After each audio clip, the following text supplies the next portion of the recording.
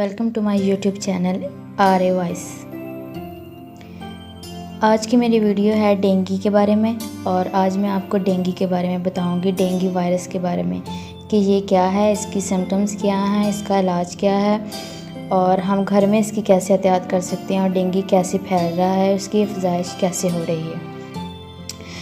Video start करने से पहले आपसे कहूँगी कि अगर आपको मेरी वीडियो पसंद आए तो इसको लाइक कीजिए और दूसरे लोगों के साथ शेयर कीजिए ताकि वो इस चीज़ को समझ सकें कि हम उन्हें क्या बताना चाह रहे हैं। हमारा मकसद है लोगों की हेल्प करना जो ऐसे एरियाज़ में रहते हैं जहाँ पर उनको बताया नहीं जा रहा कि ये कैसे वायरसेस आ रहे हैं, इनसे कैसे बचना है और इनसे कैसे ख़ुद को महफूज रखना है, अपने फैमिली मेम्बर्स को महफूज रखना है। हमारी वीडियो को लाइक कीजिए और हमारा चैनल सब्सक्राइब कीजिए। आइए वीडियो स्टार्ट करते हैं। सबसे पहले डेंगू वायरस के बारे में आपको बताऊंगी कि ये क्या है और इसकी अफजाइश कैसे होती है, ये कैसे फैल रहा है और ये हमारे घरों में कैसे आ रहा है और हमें पता कैसे चलेगा कि ये डेंगू वायरस है। सबसे पहले जो डेंगू है ना वो एडिस इजिप्टाई यानी कि इसका नाम है, ये एक मादा वायरस होता है। ये मादा वायरस जब किसी भी शख्स को काटता है तो वो इन्फेक्ट हो जाता है, यानी कि उसमें वायरस चला जाता है जो कि डेंगू कहलाता है। अब उसको जब कोई भी मच्छर, किसी किस्म का मच्छर काटता है ना, उस इन्फेक्टेड शख्स को जब किसी किस्म का मच्छर काटता है देन वो दूसरे शख्सों को काटता है, दूसरे लोगों को काटता है, किसी बच्चे को काट दिया, उसने बड़े को काट दिया, तो क्या होगा कि जो इन्फेक्टेड शख्स से उसका ब्लड, इन्फेक्टेड शख्स का ब्लड जो इसके मच्छर में आया है वो दूसरे लोगों में भी चला जाता है। इस तरह क्या होता है कि एक पर्सन से ज़्यादा पर्सन इन्फेक्ट होना शुरू हो जाते हैं। इस तरह से डेंगू वायरस जो है वो फैल रहा है, एक बंदे से दूसरे बंदे में जाके वो इंजेक्ट हो जाता है। किसके ज़रिए? मच्छर के ज़रिए ही, ये मच्छरों के ज़रिए ही फैल रहा है। जैसे हमें कोरोना के बारे में बताया जा रहा है कि कोरोना क्या है, एक दूसरे को टच करने से, एक दूसरे के पास उनके कंटामिनेंट खाने से, उनके कपड़ों से, उनके बिस्तर से और काफ़ी चीज़ें बताई जा रही हैं कि इस तरह से वो लग जाता है। इसी तरह ये वाला वायरस भी ऐसे ही है कि मच्छर के काटने से आप इन्फेक्टेड इंसान का जो ब्लड होगा वो दूसरे लोगों में चला जाएगा, मुंतकिल होगा और उनको भी ये वायरस लग जाएगा। होता क्या है कि जब ये मादा वायरस एडिस किसी भी फैमिली के किसी भी एक पर्सन को काटता है तो वो इन्फेक्ट होने के बाद दूसरे पर्सन को जब कोई भी मच्छर काटता है तो उनको भी लग जाता है। इस तरह फैमिली के ज़्यादा से ज़्यादा लोग इससे इन्फेक्ट हो जाते हैं। ज़रूरी नहीं कि हमारी फैमिली के लोगों को ही ये लगे, इस तरह भी होता है कि कहीं एक मच्छर काटने से वो कहीं दूसरी जगह पर चला जाता है और दूसरे लोगों को इन्फेक्ट कर देता है।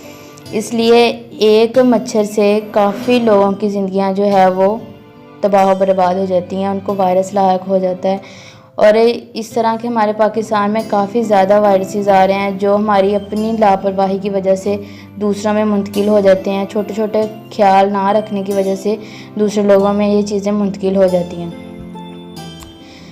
डेंगू मच्छर से बचाव के लिए हमारी हुकूमत पाकिस्तान ने क्या क्या तदबीरें की हैं, क्या क्या चीज़ें हमें समझाई हैं और क्या क्या चीज़ें हमें करने का कहा है। अगर हम इन एहतियाती तदबीर पर अमल करते हैं तो हम इस वायरस से महफूज रह सकते हैं। मैंने अभी आपको बताया कि डेंगू बुखार में क्या होता है कि मादा डेंगू मच्छर काटता है तो एक पर्सन को और उसको बुखार होना स्टार्ट हो जाता है। और इस मच्छर की खसूसियत ये होती है कि इस मच्छर के ऊपर वाइट एंड ब्लैक स्पॉट्स बने होते हैं। वाइट और ब्लैक स्पॉट्स यानी कि सफ़ेद और स्याह रंग के उसके ऊपर धब्बे बने होते हैं इस मच्छर के ऊपर, जो हमारे पास डेंगू है। तो डेंगू मच्छर से बचाव के लिए एहतियाती तदबीर हमें क्या बताई गई हैं? सबसे पहले हर जगह टीवी में, हमारी न्यूज़ चैनल पे हमारे हेल्थ वर्कर्स और हेल्थ के नुमाइंदा हमें यही चीज़ें बता रहे हैं। हमें हर जगह पे यही चीज़ें लिखी नज़र आ रही हैं कि आप लोगों ने करना क्या है जिससे आप लोग खुद महफूज रह सकें, अपने घर को महफूज रख सकें और अपने दूसरे फैमिली मेम्बर्स को महफूज रखें।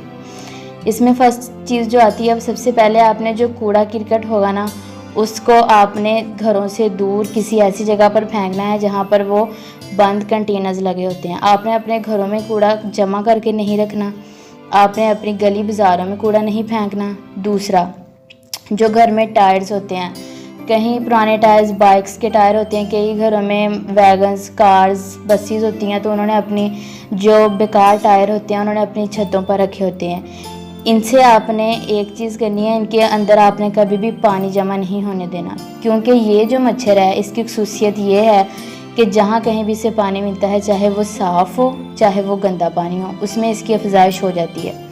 ज़्यादातर यही है कि साफ़ पानी में इसकी अफजाइश होती है।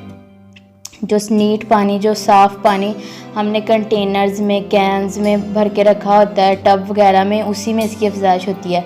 एक दिन से ज़्यादा अगर वो पानी किसी भी घर में जमा होकर रह जाता है तो उसमें डेंगू मच्छर जो है वो पैदा हो जाता है, उसका लार्वा पैदा होना स्टार्ट हो जाता है। दूसरा, अगर आपके घर में कोई नल वगैरह, कोई नलका वगैरह वो लीक कर रहे हैं तो उसकी आपने मरम्मत करवानी है, ठीक है। आपने जानवर और परिंदे अगर घर में रखे हुए हैं तो उनके जो बर्तन होते हैं, उन बर्तनों में, जिन बर्तनों में आप उन्हें पानी देते हैं, खुराक देते हैं, आपने वो साफ़ करके रखने हैं।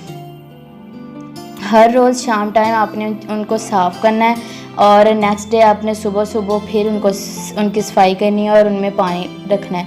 रात को कभी भी आपने पानी अपने किसी भी बर्तन में भर के उसको ढांपे बगैर नहीं सोना। इस तरह एक रात में ही इसका लार्वा पैदा होना स्टार्ट हो जाता है। नेक्स्ट क्या है कि जिस जगह पे आप सो रहे हैं वहाँ आप कोयल यूज़ करें, पूरी आस्तीनों वाली कमीज़ पहनें और मच्छर जो काटते हैं आप अगर उसका लोशन वगैरह या घरों में स्प्रे वगैरह करते हैं आप वो करें। अपने जो रोशनदान है, खिड़कियाँ, उन पर जाली लगवाएं। रूम कूलर, आजकल गर्मियों में बहुत ज़्यादा ये चीज़ देखने में आई है कि हर घर में तकरीबन रूम कूलर है, तो अपने रूम कूलर्स को जब आप यूज़ नहीं कर रहे तो उसका पानी पूरा निकाल दें, उसका पानी निकाल के देन उसको रखें, ठीक है। इस पानी जमा करके आपने कभी नहीं रखना, क्योंकि मैं बार बार बता रही हूँ कि इसकी अफजाइश पानी में ही होती है। और जो आपने पानी के बर्तन रखने हैं उनको भी ढाँप के रखना है। और जो फ्रिज होती है, ठीक है, जो फ्रिज के नीचे ट्रे होती है उसके अंदर जो पानी वगैरह जमा होता है वो आपने बाकायदगी से साफ़ कर लेना है। ये चंद एहतियाती तदबीरें थी जो मैंने आपको बताई। अगर आप रोज़ाना यही काम अपने घर में जब आप सफाई करते हैं तो ये काम करते हैं तो इंशाअल्लाह ताला आप इस वायरस से बहुत हद तक महफूज रह सकते हैं।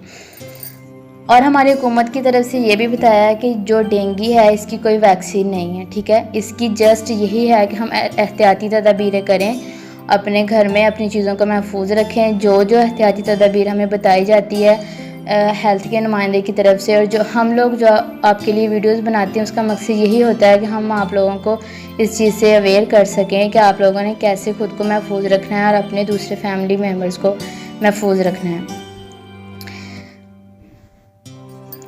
नेक्स्ट मैं आपको बता चुकी हूँ कि इसकी एहतियाती तदबीर अपने कैसे करनी है।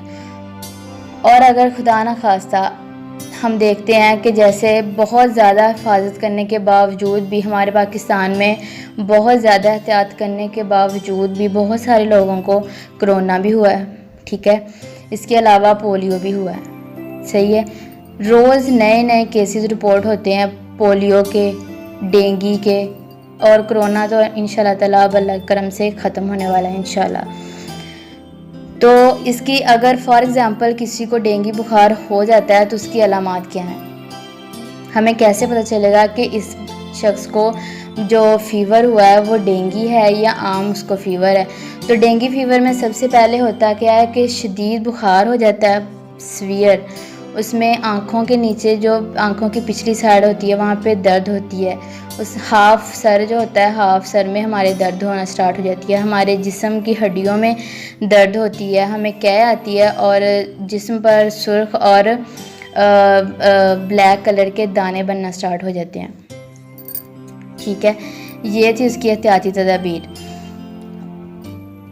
और इसके अलावा आपने इसकी तशख़ीस कैसे करनी है कि आप लोगों इसका टेस्ट भी करवा सकते हैं। हमने अगर देखना हो कि इस शख्स को बुखार है ज़्यादा सीवियर, उसकी कंडीशन बहुत ज़्यादा सीवियर हो रही है, तो हमने उसका टेस्ट करवाना है। टेस्ट में क्या होता है कि जो ब्लड का टेस्ट लिया जाता है और ब्लड में देखा जाता है कि डेंगू वायरस की तशख़ीस है या नहीं। तो हम इस क्या होता है कि ये हमारे ब्लड में ही इसकी तशख़ीस होती है, ब्लड का टेस्ट होता है।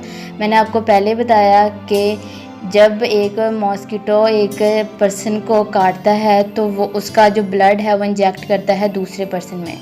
इन्फेक्टेड पर्सन का ब्लड दूसरे पर्सन में जब इंजेक्ट कर देता है तो ये सारा उसके ब्लड में चला जाता है और ये ब्लड से ही हमें फ़ीवर होना स्टार्ट होता है। जिस्म पर काले और सुर्ख धब्बे बनते हैं, सर में शदीद दर्द होती है और नज़ला खांसी महसूस होता है। और ज़्यादा अगर हम मर्ज़ लग जाए किसी शख्स को, खुदा ना खास्ता अगर ज़्यादा उसको हमें पता ना चले कि उसको डेंगू फीवर है, तो होता क्या, उसके मुंह से और नाक से खून भी आना स्टार्ट हो जाता है। तो आप लोगों ने क्या करना है कि ज़्यादा से ज़्यादा एहतियाती तदबीर करनी है अपने घरों में। जो मैंने आपको बताया, आप लोगों ने अपने घरों में जालियाँ लगवानी हैं, खिड़कियों पे जहाँ कहीं भी जाली की ज़रूरत हो आप वहाँ पे जाली लगवाएं। अपनी फ्रिज की ट्रे को रोज़ाना साफ़ करें। स्पेशली जो रूम कूलर जो लोग यूज़ करते हैं, हर घर में रूम कूलर पाया जाता है, तो उसका पानी जो है हमेशा साफ़ करके उसके बाद उसको आप रखें।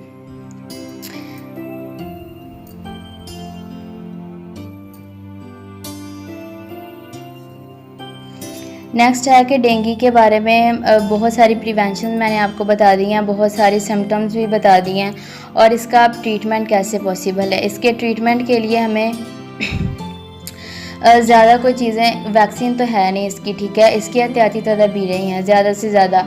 और ये जो वायरस है ये ज़्यादा है भी किधर, ये पाकिस्तान में है, इंडिया में है, चाइना में, साउथ अफ्रीका में और इसके अलावा है श्रीलंका में।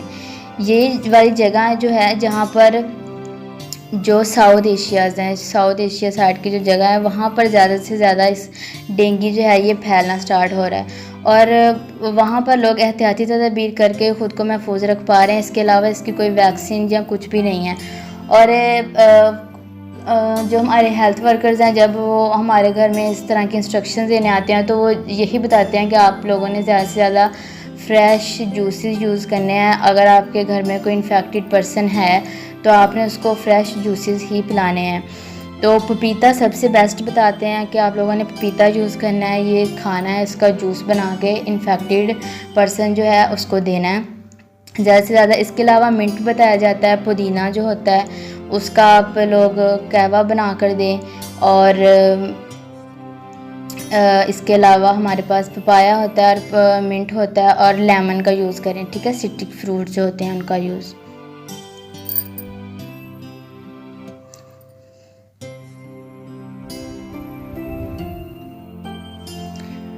डेंगू फीवर जब किसी को हो जाता है तो उसके लिए अगर हमें ज़्यादा सीवियर कंडीशन होती है तो हम उसको हॉस्पिटलाइज़ करते हैं। हम हमारी फैमिली मेम्बर्स में अगर किसी को हो जाए तो उसको क्या किया जाता है, उसको हॉस्पिटलाइज़ किया जाता है। तो वहाँ पर उसकी प्रिवेंशन, उसके लिए क्या चीज़ें रखी जाती हैं।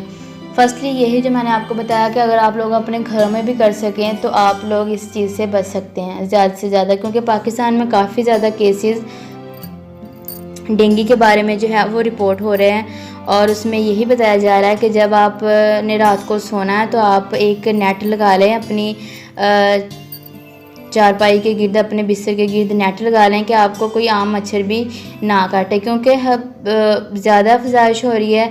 जगह जगह कूड़ा करकट होता है, जगह जगह पानी खड़ा होता है, बारिशों का सीज़न चल रहा है और उस पानी से अगर लार्वा पैदा हो भी जाता है और अगर वो एरियाज़ में है भी, तो अगर आप लोगों ने नेट लगाया होगा तो आप लोगों को वो नहीं काट सकेगा। अगर वो इन्फेक्टेड मच्छर होगा या कोई आम मच्छर होगा आप लोगों को काट नहीं सकेगा। आप लोगों ने अपने जो बिस्तर हैं उनको अपनी, अगर तो आपके घरों में ये चीज़ अवेलेबल नहीं है तो आप लोग अपनी दरवाज़ों के आगे आप कॉटन यूज़ करें, खिड़कियों के आगे जालियाँ लगवाएं और इस तरह से आप इस वायरस से बच सकते हैं। Beware of the bite, keep your surroundings clean and dry. और मेरा वीडियो बनाने का यही मकसद था कि आप लोगों ने ख़ुद को महफूज रखना है, अपने फैमिली मेम्बर्स को महफूज रखना है और इंशाल्लाह ताला नेक्स्ट वीडियो में आपको मज़ीद और इन्फॉर्मेटिव चीज़ें बताऊंगी। Take care, bye.